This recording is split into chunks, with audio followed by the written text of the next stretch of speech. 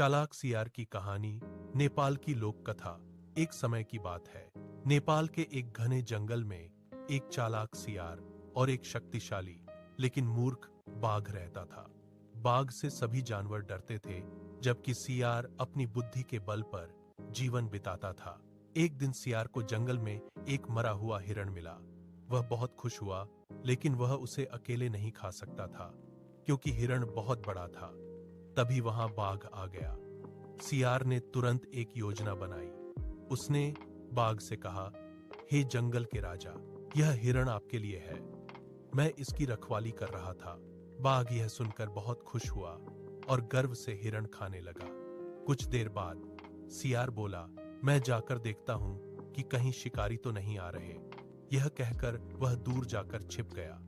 थोड़ी ही देर में कुछ बंदर पेड़ों पर शोर करने लगे।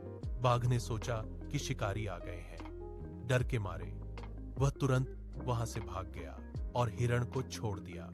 सियार वापस आया और आराम से पूरा हिरण खा गया। उसने अपनी चतुराई से बड़ा फायदा उठाया। शिक्षा, बुद्धि बल से बड़ी होती है।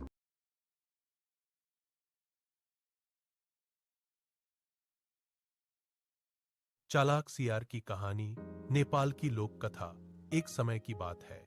नेपाल के एक घने जंगल में एक चालाक सियार और एक शक्तिशाली लेकिन मूर्ख बाघ रहता था। बाघ से सभी जानवर डरते थे, जबकि सियार अपनी बुद्धि के बल पर जीवन बिताता था। एक दिन सियार को जंगल में एक मरा हुआ हिरण मिला। वह बहुत खुश हुआ, लेकिन वह उसे अकेले नहीं खा सकता था, क्योंकि हिरण बहुत बड़ा था।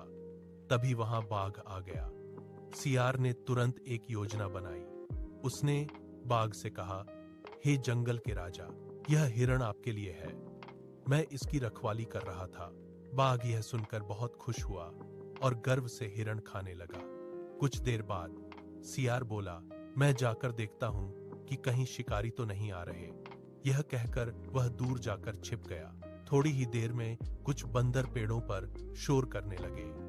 बाघ ने सोचा कि शिकारी आ गए हैं।